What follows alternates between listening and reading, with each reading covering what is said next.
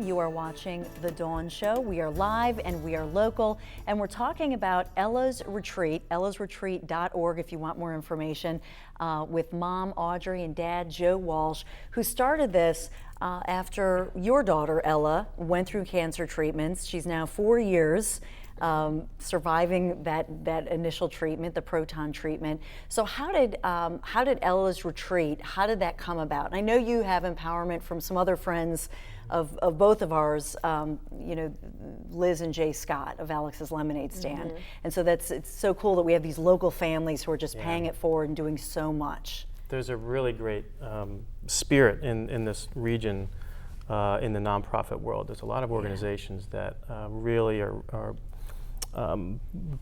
building efforts to help and reach out people, and that's been part of our inspiration. But as I think about how we got to where we are today, it really, for me, it started really in two places.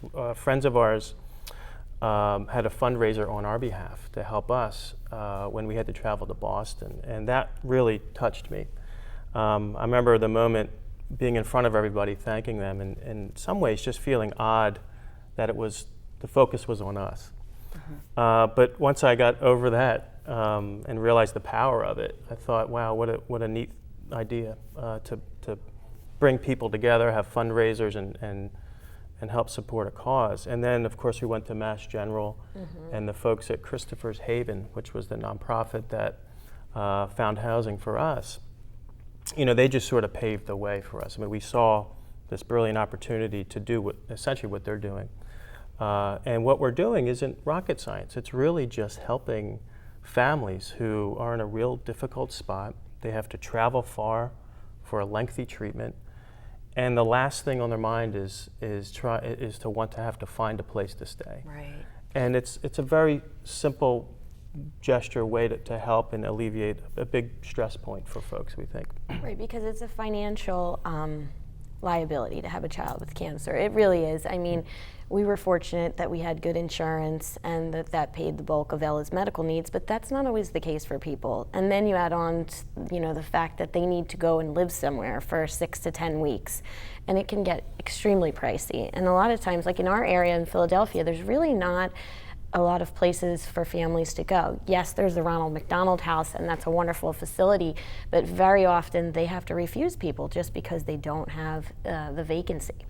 So we deal with a very specific mission, and that is families that are coming here specifically for proton radiation treatment. And we should point out that mm-hmm. at the time, 4 years ago, CHOP didn't have it. That's why you went to Boston. But now, thank goodness, CHOP does have it. Exactly. We knew they were going online. I think Ella needed to leave the day after Christmas for her treatment, and I think CHOP was going online with their proton center in February. Okay. So we missed the window by a little bit. But, we just saw that CHOP really was struggling to place families. They really don't have a great list of places where they can even refer families. I mean, they have a small list, but a lot of those places are very expensive, with the exception of Ronald McDonald, which again doesn't always have the vacancy. So which is great, but when you consider the amount of children and families that CHOP services, there was a real need.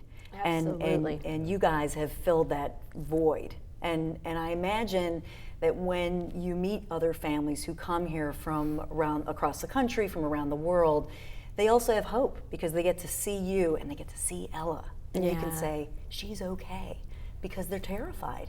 Exactly. I think there's a certain comfort level that the families we've helped are comfortable with us because of what we went through. It's a shared story.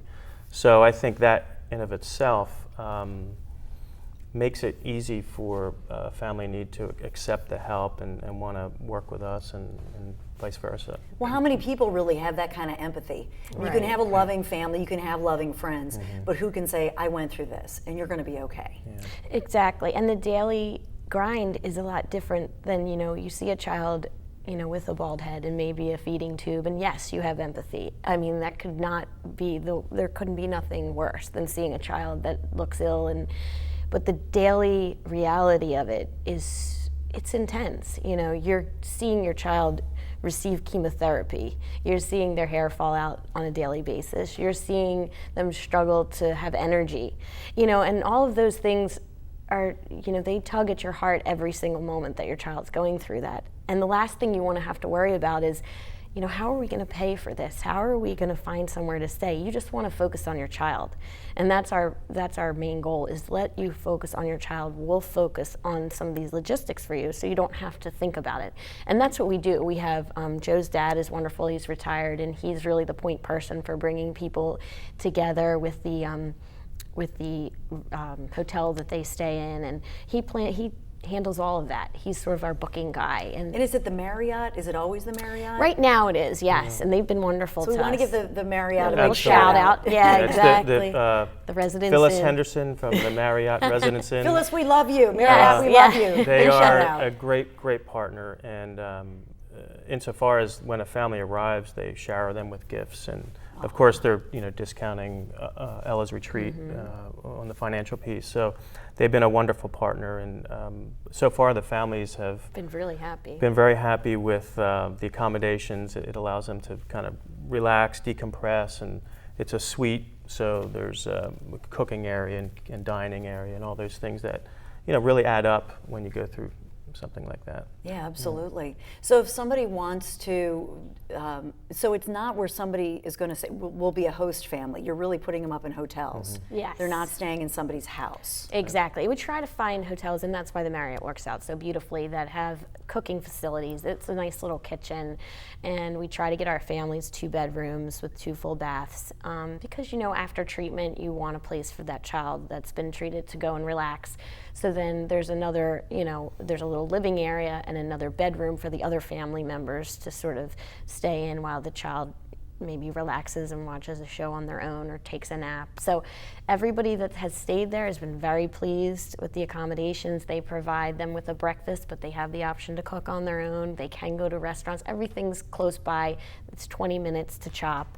So it's really worked out beautifully. Ideally we would eventually like to have a place that we kind of call Ella's Retreat, and that we can always have availability for families. But that's what we're working towards. And we just go with the philosophy one family at a time. Right. That's really where we're at right now. And we've How many families so far? 10. 10 families so far, which is beautiful. Yeah. I mean, It's that's great. so wonderful. All right, Ella says she wants to be on TV. I don't know if she wants to talk, but she wants to be on TV. So we'll get Ella on TV, and we'll talk about an upcoming event that's going to be great that we want you to partake in when our conversation with the Walshes continues.